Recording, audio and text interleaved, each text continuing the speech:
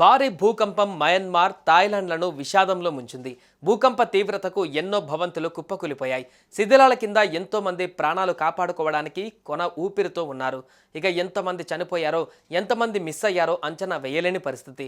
ఈ పెను విపత్తులో ఇప్పటి వరకు 1000 మందికి పైగా మృతి చెందారని చెబుతున్నా మృతుల సంఖ్య 10,000 దాటే అవకాశం ఉందని అమెరికా ఏజెన్సీ హెచ్చరిస్తోంది. అయితే ఈ ప్రకటనల సమయంలో చోటు చేసుకున్న ఓ విషాదకర ఘటన వెలుగులోకి వచ్చింది.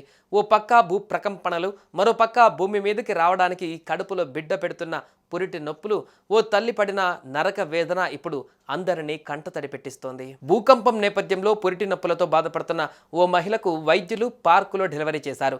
దీనికి సంబంధించిన వీడియో ప్రస్తుతం సోషల్ మీడియాలో వైరల్గా మారింది.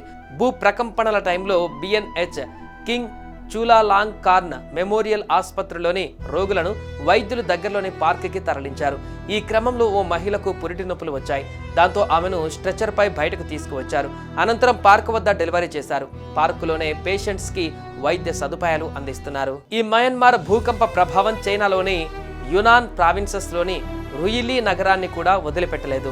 ఈ నగరంలోని ప్రముఖ ప్రసూతి ఆసుపత్రిలో భూకంపం సమయంలో ఆసుపత్రి బిల్డింగ్ కదులుతున్నట్లు 2 నర్సులు ఎంతో సాహసంగా చంటి బిడ్డలని రక్షణ కవచంగా మారారు.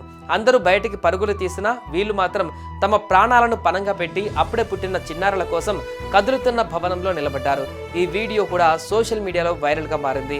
భూకంపం వల్ల ఆసుపత్రి కదులుతున్న టైంలో పసిబిడ్డలనే కాపాడడం కోసం ఆ నర్సులు చూపిన ధైర్య సాహసాలపై నెటిజన్స్ ప్రశంసలు కురిపిస్తున్నారు. ఆపద నుంచి కాపాడిన ఆ నర్సుల సేవ, మానవత్వం అందరికీ ఆదర్శంగా నిలుస్తుంది. చుట్టూ కూలిపోతున్న భవనం, భయంతో వణికిపోతున్న సిబ్బంది మధ్య ఆ 2 నర్సులు ప్రాణాలకు తెగించి పసిబిడ్డలను కాపాడిన క్షణాలు హృదయాలను పిండేస్తున్నాయి. మరోవైపు మయన్మార్ రాజధాని నెపిడాలో 1000 పడకల ఆసుపత్రి కుప్పకూలింది. ఎక్కువ ప్రాణ నష్టం, అత్యధికంగా క్షతగాత్రులు ఇక్కడే ఉంటారని భావిస్తున్నారు. ఈ ఆసుపత్రిని కొత్తగా నిర్మించారు, ఇంకా పేరు కూడా పెట్టలేదు. ఆసుపత్రి శిథిలాల కింద తమ వాళ్ళని వెతుకుతూ రోధిస్తున్నారు బంధువులు.